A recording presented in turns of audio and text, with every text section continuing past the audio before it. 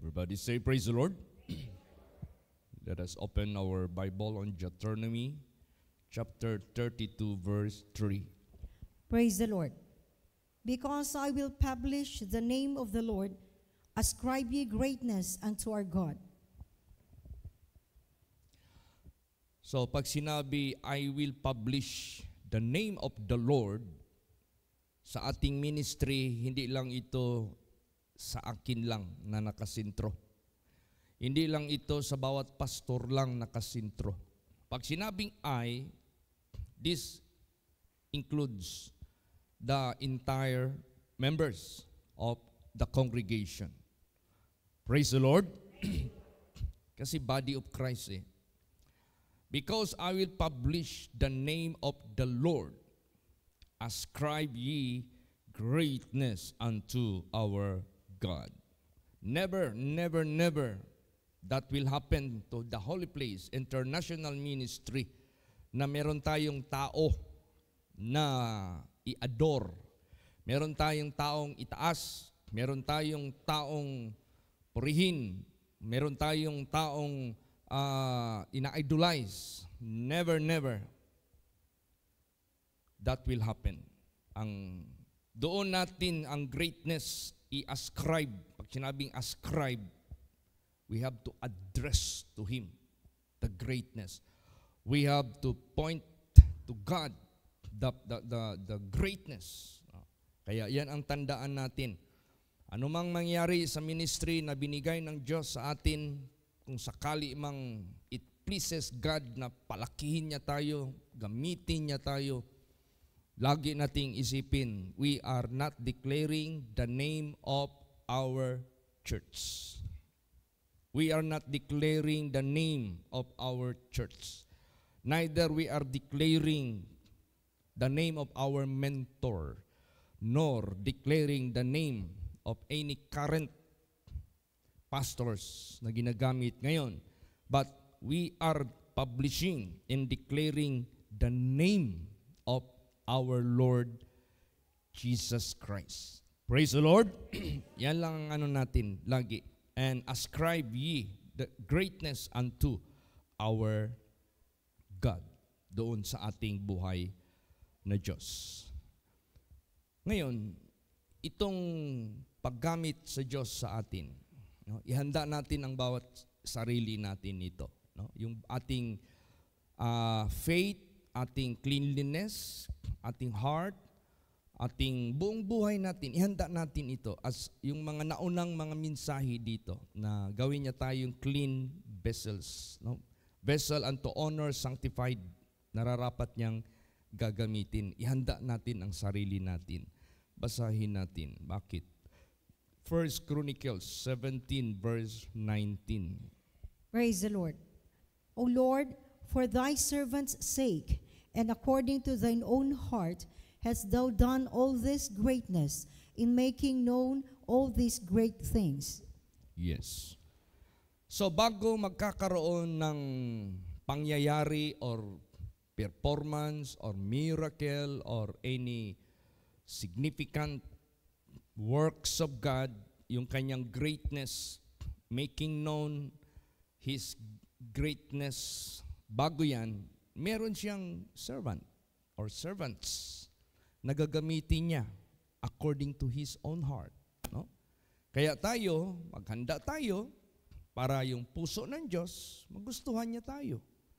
Maghanda tayo para ang puso ng Diyos, isa tayo na pipiliin ng ating Panginoong Diyos. Dahil siya kasi ang magpe-perform ng greatness of His power to make it known. So, kailangan niya ng servant, no? Kailangan niya ng magamit, kailangan niya ng instrumento. Kaya sa buhay natin, huwag nating kalimutan as instruments of God, we are not declaring our own name nor our own church, but we are declaring the name of the Creator of everything. We are declaring His greatness, and the praises and the glory must be ascribed to God. Praise the Lord. Doon talaga. Para, kumbaga pa, walang doubt ang Diyos sa atin. Hindi siya magkalinlangan sa atin. Hindi kawatin ni Satanas. Yung paggamit sa atin, suppose, isitaning na pala ang magamit. Ida-divert lang ng diablo. Kaya gusto ng ating Panginoong Diyos, ihanda natin ang bawat sarili natin, intindihin natin anong direksyon na service or declaration or ministry na ibinigay ng Diyos sa atin, at ano ang ating direksyon nito, ano ang ating motive, ano ang magiging kahinatnan nito. Kailangan alam natin lahat yan. Di ba sinabi dyan, you should not be unwise, nor like a fools, but as wise, knowing what the will of the Lord is. Praise the Lord. Kaya sa buhay natin, huwag nating gayahin yung iba na ang charge nila ang kanilang tinataas, ang charge nila ang kanilang binibida, ang charge nila ang kanilang pinaplantada, puro charge. O kaya yung mga leaders nila, sa atin, hindi. Bakit? Church cannot do great things. But we are declaring the name of our God. We are ascribing the glory to our God. Kasi siya lang yung may kakayahan na gagawa ng great things para makilala ang Diyos sa mundong ito. Amen? Praise the Lord. So, pag tayo ay nasiyahan ng Diyos, no? Pag tayo ay napili ng Diyos, pag tayo ay kinasiyahan ng Diyos, anong gagawin niya sa atin? Basahin natin. Psalms 71 verse 21. Praise the Lord. Thou shalt increase my greatness and comfort me on every side. Yan. So, pag tayo po ay kinasiyahan ng Diyos, He will make us to increase even our greatness. Yung ating greatness, yung paglago, yung paglaki, yung pagiging malakas sa paggamit ng Diyos, i-increase niya ito. Kung sa measurement pa, mas mahaba pa yung mas malaki pa. Kung sa sound pa, yung volume, mas malayo nang mararating. Kung sa finances pa, lulubo yung ating mga blessings para ma-cope up natin ang kalawakan ng mundo para magawa ang pag-declare ng kanyang mga gawain. Praise the Lord! Na lagi natin dinideclare ang kanyang pangalan at lagi nating ina-ascribe sa kanya yung kapurihan. Pag masiyahan ang Diyos sa atin, lahat, God will increase our greatness and comfort us on every side. No? Bakit? Ano palang side by side sa atin? Challenge dito, challenge doon, pressure dito, pressure doon. Hindi ba basta-basta? Kasi ang magre-react number one yung ating kaaway, ang ating diablo. But ganun pa man, God is our comforter, God our strength. Huwag tayong mabahala, huwag tayong matakot. God will never fail us. Hindi tayo bibiguin ng ating Panginoong Diyos. So, yun ang ating objective. Gagawa tayo ng ipapagawa ng Diyos sa buhay natin sa mundong ito para yung greatness ng Diyos ay makilala ng buong mundo, para ang mga tao doon maniwala sa Kanya, magsamba sa Kanya, maglingkod sa Kanya, magpakabanal, tatalikod sa kasalanan, tatalikod sa kasamaan, mamuhay sa kalooban ng ating Panginoong Diyos. Kaya, tingnan mo yung Biblia. Ang daming testimonies dito. Ang daming mga witnesses dito na nakakita sa mga kababalaghan ng mga miracles of God. Now, we are not only listeners. We are not only the observers. We are not only among those who read the history of the Bible. But we are also the one who declares His works. Basahin natin. Psalms 145 verse 6. Praise the Lord. And men shall speak of the might of thy terrible acts, and I will declare thy greatness. See? Mga tao nagsasalita, nagkikwento, nag-uusap-usap sa kalakasan ng mga gawa ninyo. Subalit ako maghahayag ng inyong greatness. So, ibig sabihin yan, we are co-workers together with God. Praise the Lord. So, yung involvement natin is sure of reward. No? Sigurado yung reward natin kasi workers tayo ng Diyos eh. Sure yung reward natin kasi naging servants of God tayo. Faithful and good servants of God tayo. So sigurado yung kaligtasan natin. Kaya ganun kaganda. Hindi lang tayo nakarinig, hindi lang tayo naka-observe, and yet we are not belong to Him. Hindi lang ganun. Maraming taong nagsasalita, nagkikwento, His mighty acts, His terrible acts, but yung mga anak ng Diyos, we are declaring it. We are working the works of God. Naging kabahagi tayo ng mga manggagawa ng Diyos. Praise the Lord. Kaya kinakailangan talaga natin pagtibayin yung ating magandang relasyon sa Diyos. Huwag nating kalimutan yan. Basa pa, Psalms 90, verse 16. Praise the Lord. Let thy work appear unto thy servants, and thy glory unto their children. Yan. Let thy work appear unto thy servants. No? Yung work niya, yung works ng Diyos, ang siyang mahahayag dito sa buhay po natin. At yung glory niya doon sa kanyang mga anak, doon sa kanyang mga people. So napaka-importante po ng ating buhay sa sanglibutang ito na naniniwala sa Kanya, umiibig sa Kanya, sumusunod sa Kanya, namumuhay ayon sa kalooban ng Diyos, sa kabanalan, sa katuwiran. Gagawin niya tayong mga lingkod niya, gagamitin niya tayo in His own mighty way. Dito madideclare ang works of the Lord at saka yung glory niya dito makikita sa ating buhay. Talagang we are not different from Him. Talagang we are not separated from Him, but we are co-laborers together with God. Napakalaking bagay yan sa buhay natin. At ang Diyos, ang greatness niya ang mahahayag. Ang greatness niya ang makikita dito po sa buhay po natin. Basa pa Deuteronomy 3:24. Praise the Lord. O Lord God, thou hast begun to show thy servant thy greatness and thy mighty hand. For what God is there in heaven or in earth that can do according to thy works and according to thy might? See?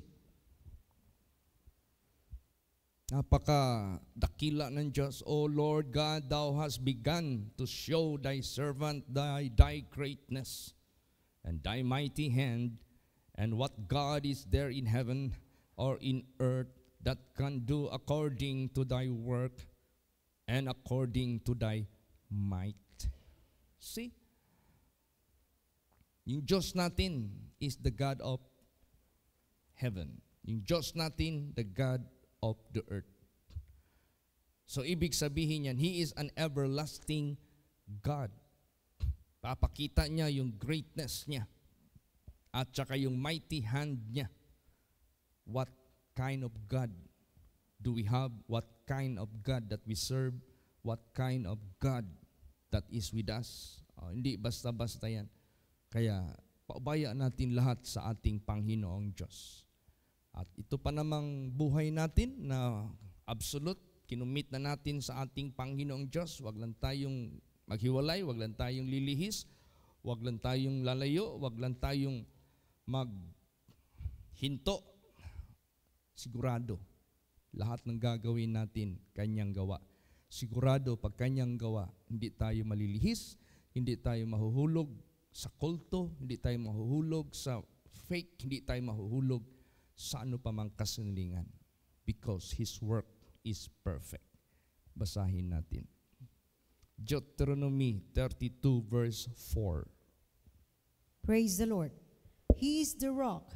His work is perfect. For all his ways are judgment. A God of truth and without iniquity, just and right is he. Yan. Minsan mag-isip ka, what will be the future of our ministry? What will be the future of the work of our ministry? Ano kaya ang magiging future ng gawain ng ating ministry? Nasa kamay ng Diyos. Siya yung gagawa niyan. Siya yung planner. Ha? Tayo ay pawang tagapagsunod lang. Tayo ay tagapaggawa lang. We are His servants. Basta wag lang tayong mahiwalay sa Kanya by sin. Wag lang tayong mahiwalay sa Kanya by pride. Wag lang tayong mahiwalay sa Kanya by iniquity. Basta keep in touch lang tayo sa Diyos. Sigurado yan. Yung works niya ang makikita sa buhay natin. It is God will do, will perform. And His work is perfect. And He is the rock. Hindi tayo malubog.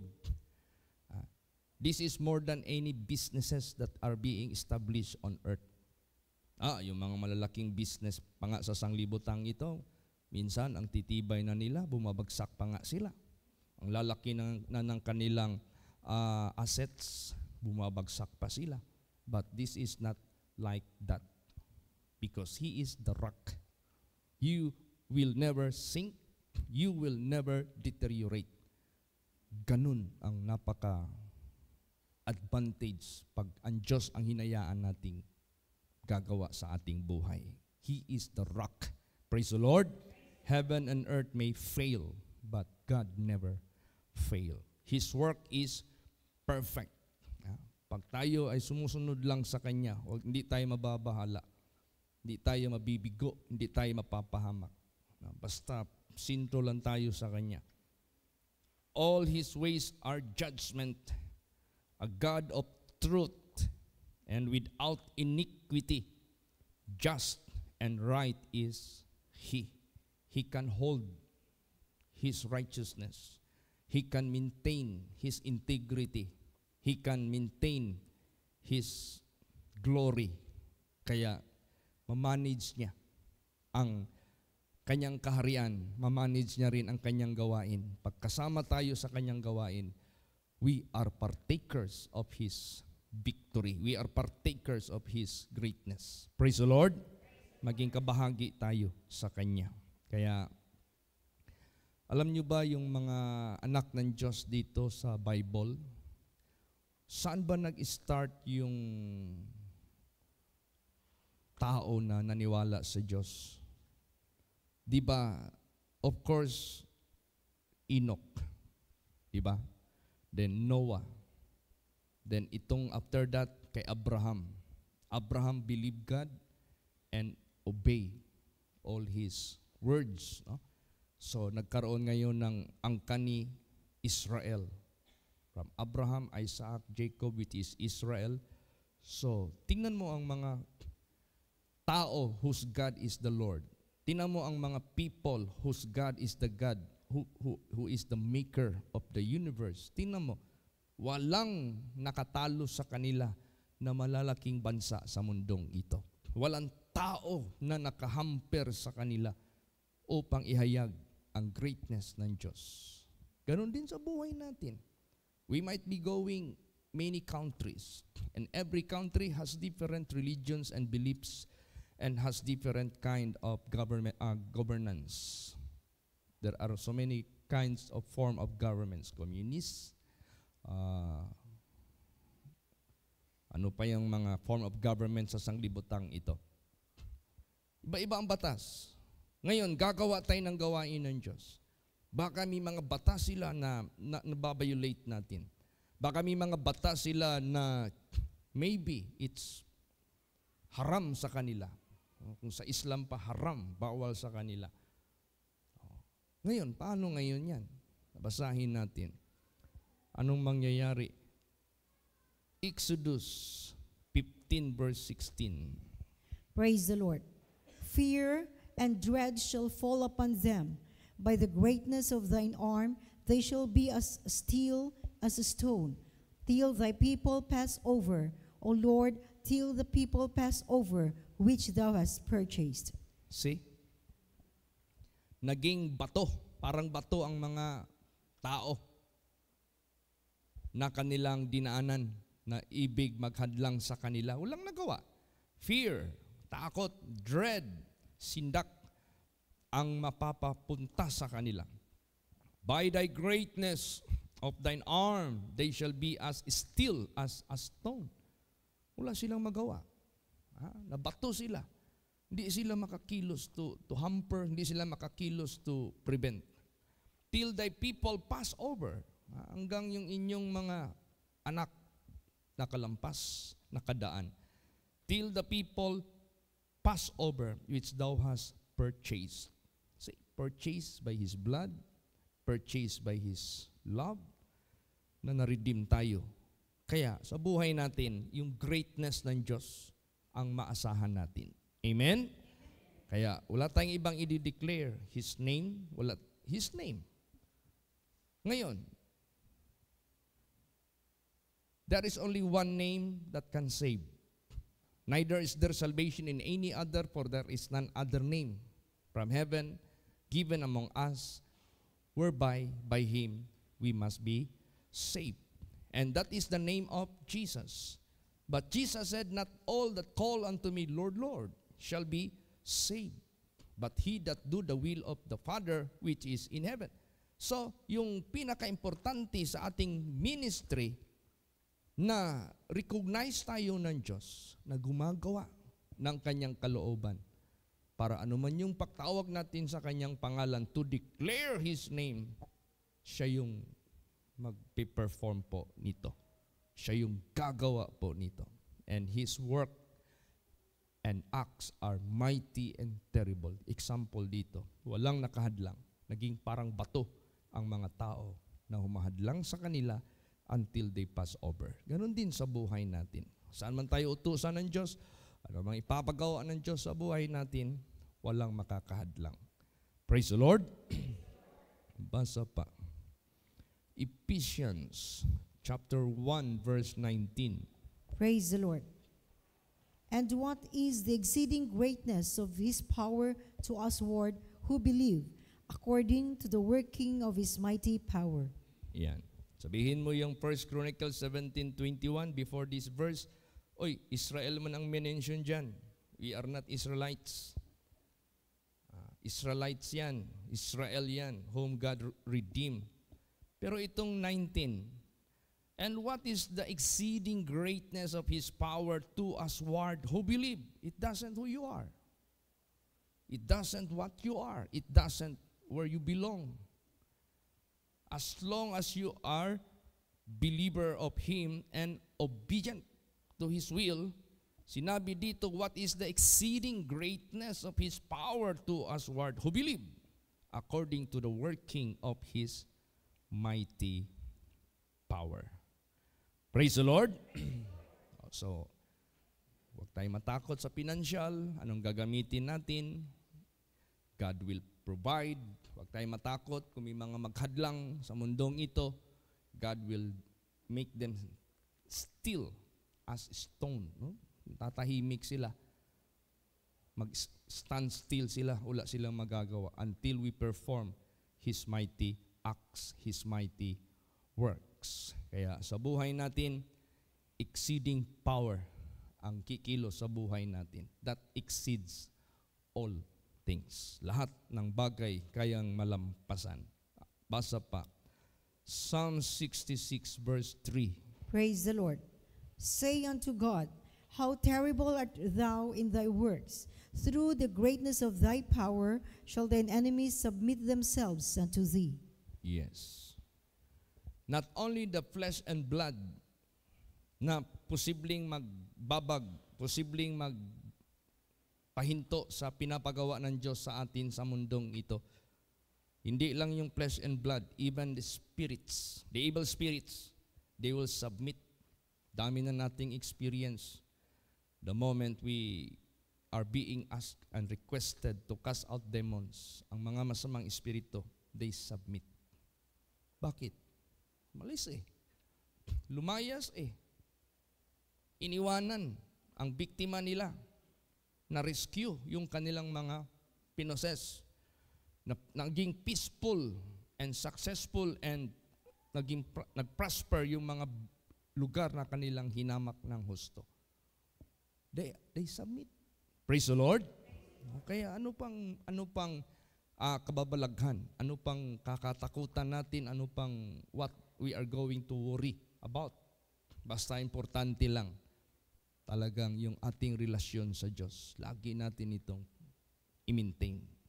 Yung spirituality natin, obedience, faithfulness, pagka-prayerful, pagka-watchful, yung Word of God, laging maintain, simba. Kayo na binigyan ng opportunity maka-devotional, mag-devotional kayo. O kayong yung magsisunal, gawin yung routine sa buhay ninyo, no? Kung meron man tayong important matter na gagawin, it is necessary for us to sacrifice such sacrifices. Gawin natin ang itong pagpakinig ng Word of God, day man or night man. Praise the Lord. Napaka-importante po nito, because this is how God established us. This is how God will prepare us. This is how God will sanctify us. This is how God will give us the wisdom, knowledge, and understanding so that we are become vessels of God. Last verse, pakibasa. Daniel 7:27. Praise the Lord. And the kingdom and dominion and the greatness of the kingdom under the whole heaven shall be given to the people of the saints of the Most High, whose kingdom is an everlasting kingdom, and all dominions shall serve and obey him. Praise the Lord. Yan. Saan niya ito i-grant? Sinabi dito, and the kingdom and dominion and the greatness of the kingdom under the whole heaven shall be given to the people of the saints of the Most High. Word na saints. These are the sinless. These are the holy. These are the righteous. And this is become possible through God, not through us. Praise the Lord. So, yung bang ang buhay natin naging ang imposible sa tao, naging posible sa atin. Ang hindi natin kayang nagagawa, ang Diyos na ang gumagawa sa buhay natin. You cannot do what God can do. Hindi mo kayang i-perform yung kayang gawin ng Diyos. Pero kung ang Diyos ang gumagawa na sa buhay natin, Paul said, I can do all things through Christ that strengtheneth me.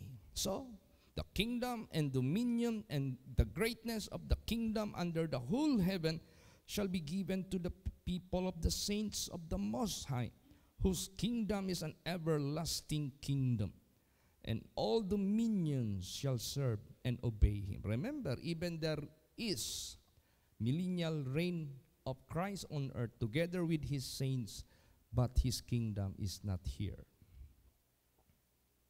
That is just part of his redeeming way sa mga makarating sa kanyang kaharian. Part lang yan. But his kingdom is an everlasting kingdom. Praise the Lord. Sinabi na yan ni Lord Jesus Christ, my kingdom is not here. Hindi dito. But he can reign on earth with 1,000 years of reign, together with his saints. Kaya, ibig sabihin yan, God can do with us here sa mundo, at he can do it afterwards, kung ano pa man ang kanyang mga isinaad dito sa banal na salita ng Diyos. Kaya, double yung ating benefit. Godliness is profitable unto all things, having promised the life that now is, and the life that which is to come. Praise the Lord. But we have to go deeper and deeper and stronger in our understanding sa will of God, so that time will come. Hindi mahulog yung puso natin sa kayamanan na temporary. Time will come, hindi mahulog yung puso natin sa glory ng mundong ito. Time will come, hindi mahulog yung puso natin sa pride of life. Time will come, hindi mahulog yung puso natin sa pagtanggap ng mga kapurihan mula sa tao. But we will remain humble, we will remain faithful and loyal unto God, whose name that must only be honored and be proclaimed. Let us ascribe all these mighty acts unto God, and let us proclaim only one name, and that is the name of Jesus. Para maging effective yung pangalan ni Jesus sa buhay mo, buhay natin, do His commandments, perform His words, para yung pangalan niya will not as ordinary name. Dami kayang gumagamit sa pangalan niya. There are a lot of people which the name of their children, sometimes they put it same spelling, Jesus. But that is just human. Para gusto mo na yung pangalan ng ating Panginoong Kristo na ipoproclaim natin at ang kanyang mighty acts and terrible works mahayag sa buhay natin, let us obey His words. Makikita natin yan.